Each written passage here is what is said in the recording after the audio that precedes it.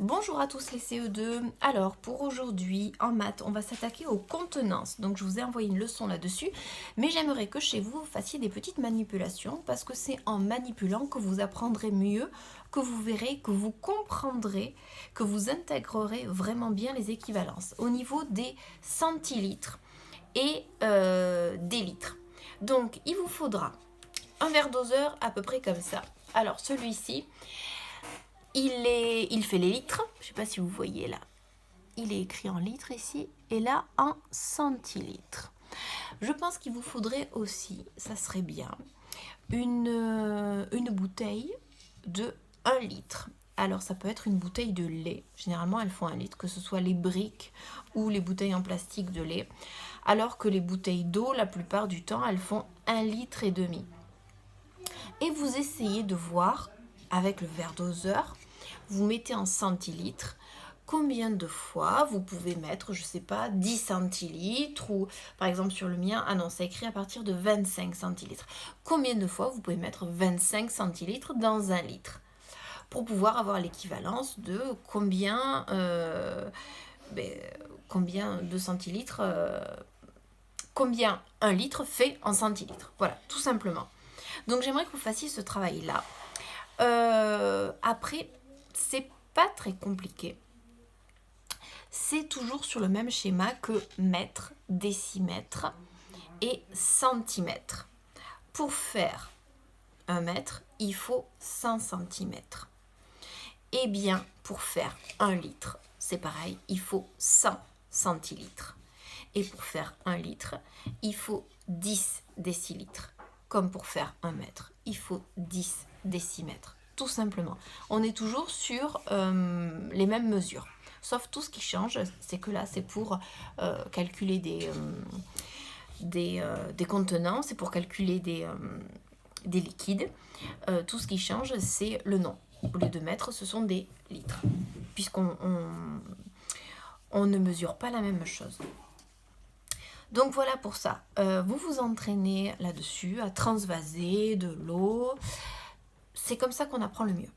Vous lisez la leçon, vous la prenez, vous retenez bien que 1 litre, c'est 100 centilitres. Et ensuite, vous vous attaquez à l'exercice de découvrir ensemble sur le cahier d'essai.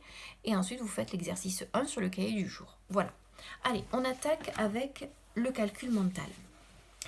Alors, pour le calcul mental, aujourd'hui, je vais vous donner 2 nombres à additionner. Le premier, il fait 2 chiffres. Le deuxième ne fait qu'un seul chiffre. En revanche, vous allez découper le deuxième pour que, vous puissiez, en partant du premier, atteindre la dizaine supérieure au-dessus. Par exemple, je vais vous dire 46 plus 7.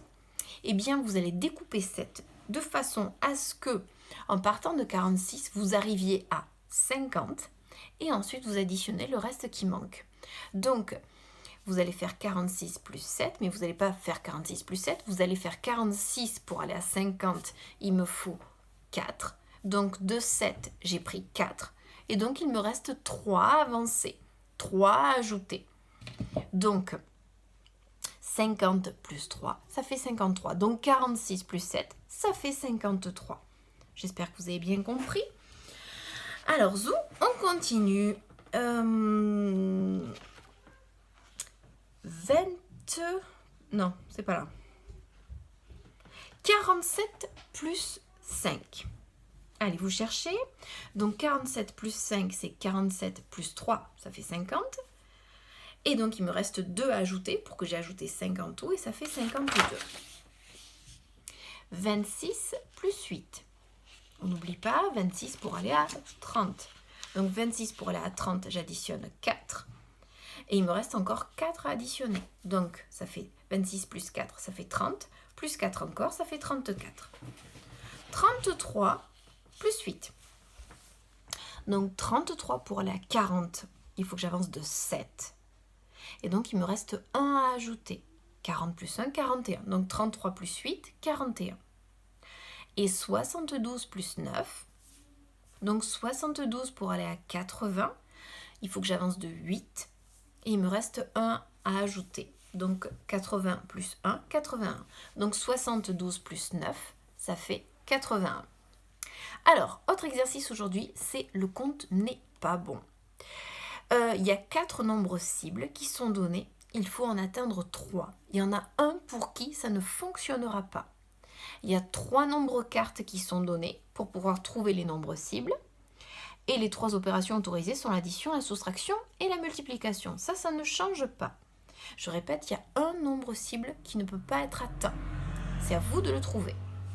Donc, les 4 nombres cibles sont 4, 13, 28 et 30.